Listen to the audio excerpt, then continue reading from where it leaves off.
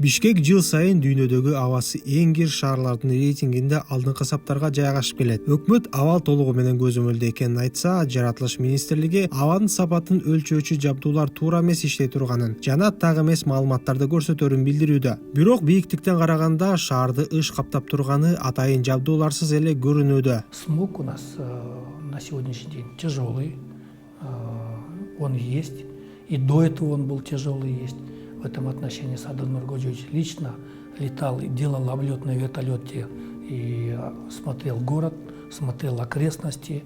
Он очень живо интересовался источниками этого смога. И благодаря его подходу, его стараниям, вот мы убедились, что маршрутные автобусы, в первую очередь он их убрал, нашел, изыскал средства и поставил автобусы на газовом топливе там или на электрической тяге. Өзүңөр көрүп атасыңар, баягы маршрутканын баары автобуска айланып кетти азыр бүгүнкү күндө. Анан азыр биз жана 3-4 блок, жана тесттин эски блокторун эметип атабыз. Эң биринчи маселе ошол фильтрлерге көңүл буруп атабыз. Полностью фильтрлерди азыр жаңылантып атабыз да.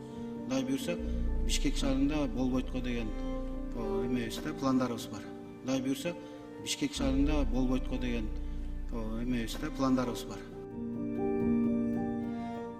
World Air Quality уюмунун маалыматына ылайык, 6 февралга карата Бишкектеги абанын сапаты өтө зыяндуу деп бааланууда. Зыяндуу микробөлүкчүлөр менен суюктук тамчыларынын концентрациясы дүйнөлүк саламаттык сактоо уюму сунуштаган PM2,5 көрсөткүчүнүн орточу жылдык нормасынан 25 эсе жогору болууда. Мындай шартта шаардыктарга бет каптагынуу, терезелерди жабуу жана мүмкүнчүлүк болсо абаны тазалоо жабдууларын иштетүү сунушталат.